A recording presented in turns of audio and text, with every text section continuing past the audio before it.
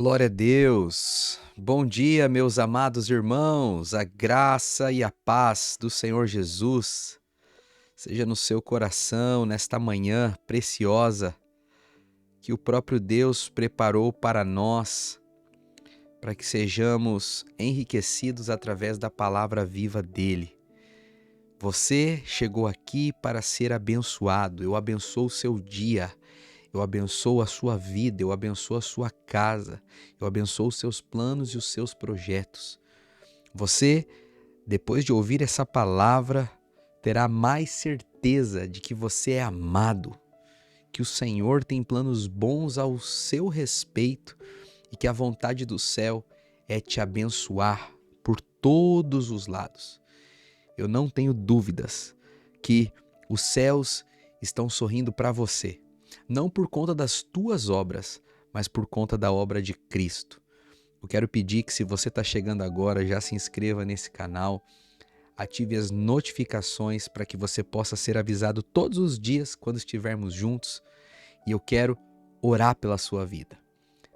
Não esqueça que, se você tiver um pedido de oração, deixa aqui. Muitos irmãos não deixam o pedido de oração. Eu tenho orado por você todos os dias. Tenho orado por cada inscrito, por isso que é importante você se inscrever.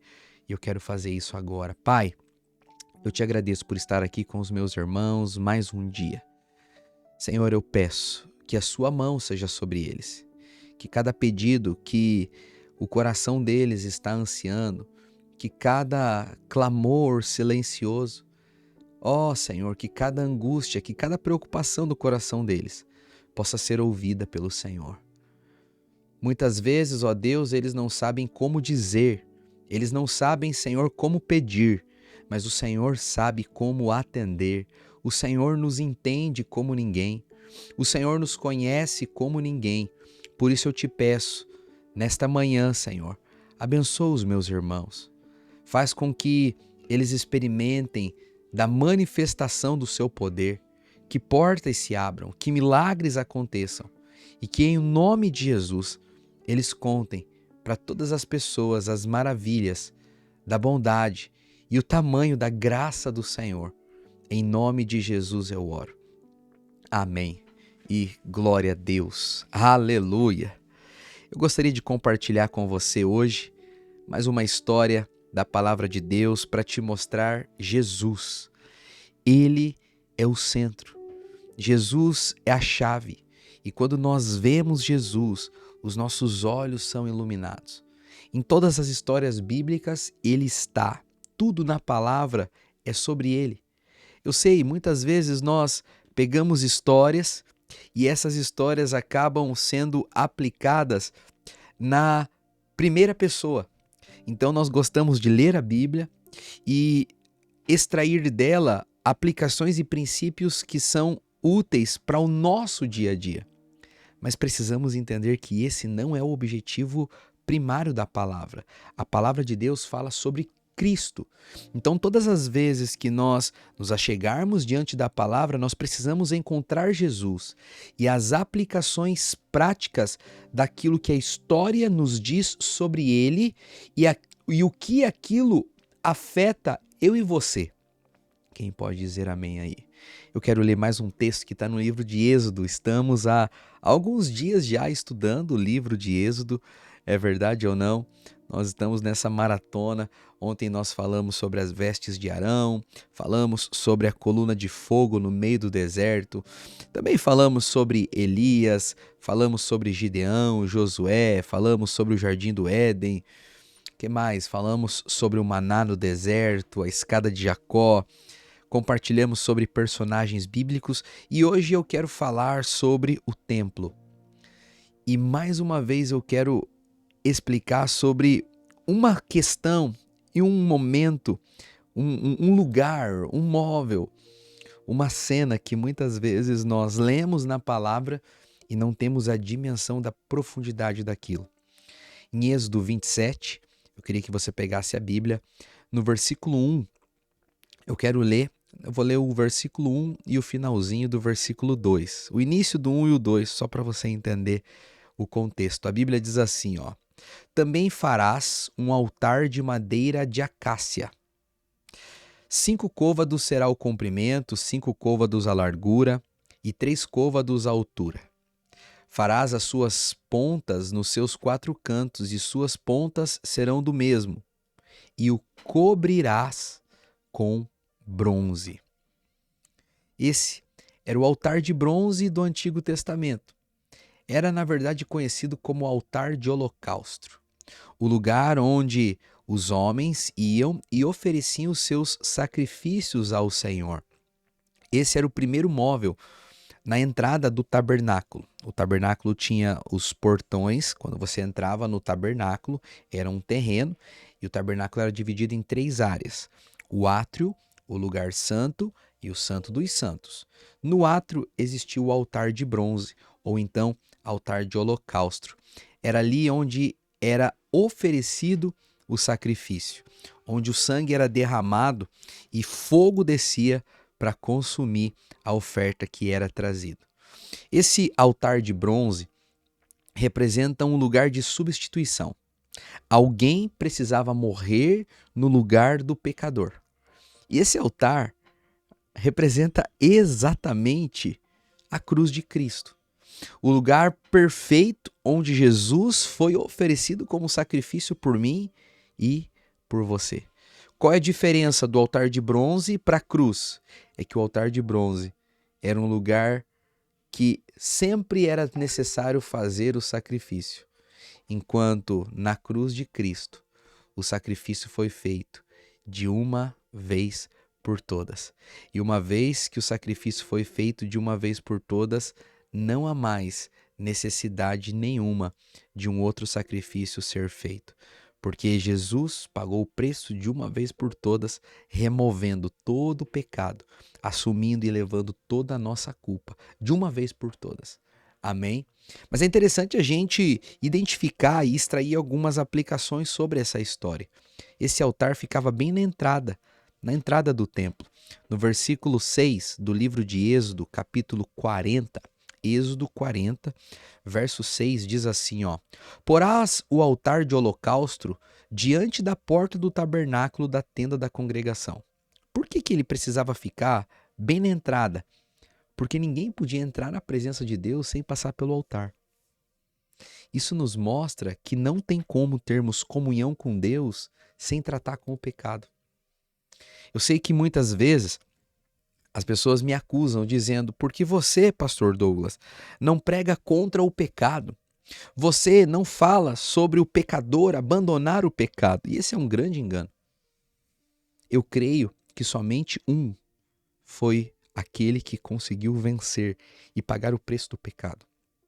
E o que eu ensino para as pessoas é que somente através de Cristo elas podem vencer o pecado. E eu reconheço que não tem como estarmos na presença do Senhor sem antes passar pelo altar de holocausto. Não tem como ter comunhão com Deus sem que o pecado seja tratado. A grande chave é: Cristo é o sacrifício que foi oferecido no altar. Ele pagou o preço dos nossos pecados para nos dar acesso e nos fazer termos comunhão com o Pai. Quando eu digo que Jesus foi o único capaz de pagar o preço do meu pecado, eu estou colocando o pecado em um lugar muito mais alto, porque eu reconheço que em mim mesmo não consigo pagar o preço dele, mas reconheço que Jesus de uma só vez pagou. A cruz não é simplesmente o início da caminhada cristã. A cruz é a única maneira de nós termos acesso à presença de Deus. Não existe outro caminho, não existe outro Deus. Eu sei que existe um pensamento aí fora que diz que todos os caminhos levam a Deus, que Deus se agrada independente daquilo que você faz, o que importa é o seu coração. Não funciona assim. Não funciona assim. É como eu sempre digo, ninguém questiona sobre a existência de um Deus. Todo mundo fala sobre um Deus que é bonzinho. Todo mundo diz que Deus é amor. Mas eu vou te dizer, Deus é amor, mas também é justiça. E não existe outra maneira de estarmos na presença de Deus sem antes passarmos pelo altar de sacrifício, sem antes recebermos o sacrifício de Jesus nas nossas vidas. Precisamos entender, meu irmão, minha irmã, Não há outro método, não há outro caminho. Não existe nenhuma outra religião, não existe nenhuma outra crença, não existe nenhuma obra que nenhum homem possa fazer para o capacitar ou dar a ele o direito de estar na presença de Deus. Só podemos entrar na presença do Senhor se passarmos pelo altar, que está na porta, na entrada do templo. Esse altar é Cristo. Somente através de Cristo nós temos acesso ao Pai. É aqui que você precisa entender uma coisa. Por causa de Jesus, o caminho está aberto.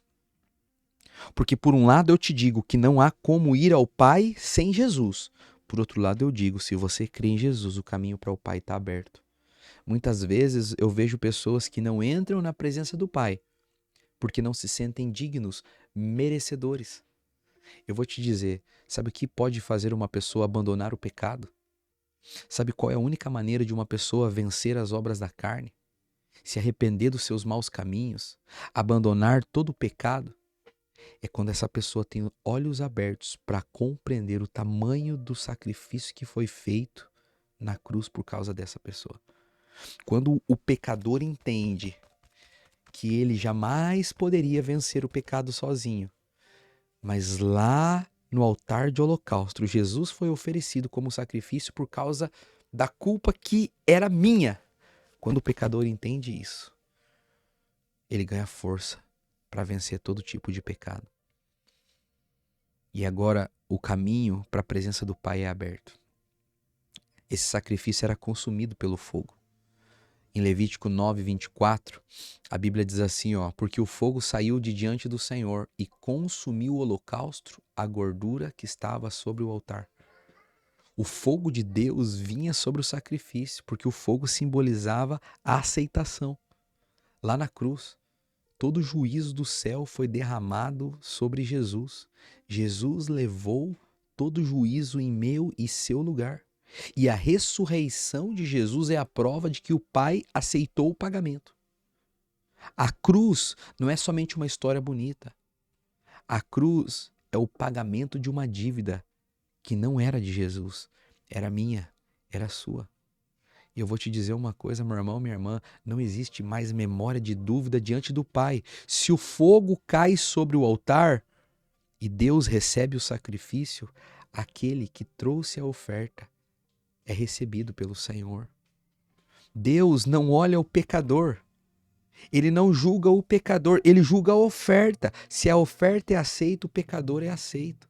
Se a oferta é rejeitada, o pecador é rejeitado. Por isso que o altar de holocausto ou o altar de bronze fala do juízo e do perdão de Deus. Juízo porque é no altar onde o pecado é punido, onde a morte e a justiça de Deus se manifestam. Ou melhor, onde a justiça de Deus se manifesta e o salário do pecado é pago. Mas por um lado, o altar é juízo, por outro lado, o altar é perdão. Porque Jesus se tornou o meu sacrifício. Hoje eu posso olhar para o céu e saber que o Pai está sorrindo para mim. Eu quero dizer para você, os céus estão abertos para você. Em Romanos capítulo 5, a Bíblia diz, nós temos paz com Deus por causa de Jesus Cristo. A palavra de Deus diz que Jesus pagou o preço de uma vez por todas e rasgou todo escrito de dívidas que existia no nosso nome. Muitas vezes nós ficamos olhando para o nosso pecado. Muitas vezes nós ficamos olhando para aquilo que nós fazemos e estamos o tempo todo nos procurando motivos para merecer a bênção de Deus. Mas eu quero te dizer, pare de merecer a bênção de Deus e pare de querer merecer a bênção de Deus. Jesus é o nosso altar. Ele é o nosso sacrifício. O altar de bronze era o primeiro passo para entrar na presença de Deus. Jesus é esse altar e ele é o sacrifício. Jesus é a entrada, Jesus é o sacrifício. Jesus é o fogo que desce. Ele é tudo, ele é tudo. Essa história aponta para a cruz. A cruz é o altar onde Jesus foi oferecido como um sacrifício perfeito. Você crê nisso? Eu creio nisso de todo o meu coração. Quantos aqui creem nisso? Diga glória a Deus. Muitas vezes eu vejo pessoas que vivem uma vida de angústia. Talvez você conhece alguém. Eles ficam se perguntando: será que Deus os ama? Será que Deus pode os aceitar diante de todo o pecado que eles cometeram? Será que o Senhor ainda pode estender a mão para eles depois de tudo que eles fizeram? Eu quero pedir para você, faz com que essa palavra chegue nessas pessoas. Nós precisamos fazer com que as pessoas saibam que há um Deus que não estende a sua mão para punir, mas que estende a sua mão para perdoar.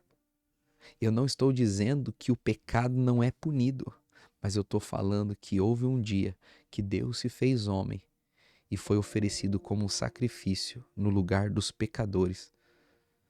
E desses pecadores, eu sou o pior deles. Eu quero pedir que você faça com que essa palavra chegue em mais pessoas, pelo menos 5. E eu queria que você escrevesse aqui nos comentários abaixo. Diga assim: a cruz é o altar que Jesus foi oferecido como um sacrifício perfeito. Escreva isso. A cruz é o altar onde Jesus foi oferecido como um sacrifício perfeito. Eu creio nisso. Feche os seus olhos agora, repete uma oração comigo. Diga: Senhor Jesus, obrigado, porque o Senhor se ofereceu no altar da cruz. Obrigado porque o Senhor levou o juízo e o castigo que era meu, para que hoje eu possa receber do teu perdão. Diga: Senhor, eu rejeito toda a culpa, rejeito toda a vergonha e recebo do seu perdão sobre a minha vida. Que eu nunca me esqueça, Senhor, que somente através de Ti eu tenho acesso ao Pai. Que a minha vida seja uma resposta de gratidão por tudo aquilo que o Senhor fez, pelo seu sacrifício perfeito. Em seu nome, Jesus, eu oro e peço ao Pai. Amém. Amém. E glória a Deus. Eita, que o Senhor abençoe você, meu irmão. Faz com que essa palavra chegue em mais alguém. E se você não se inscreveu nesse canal, se inscreve aí. Clica também no botão gostei do vídeo. Muita gente não clica. Sabe, quando você clica, o YouTube vai avisar mais pessoas que esse vídeo é importante e é abençoador. Então eu te desafio a não ser só abençoado. Eu peço que você abençoe também. Fique na paz e até amanhã. Estaremos juntos novamente. Tchau, tchau.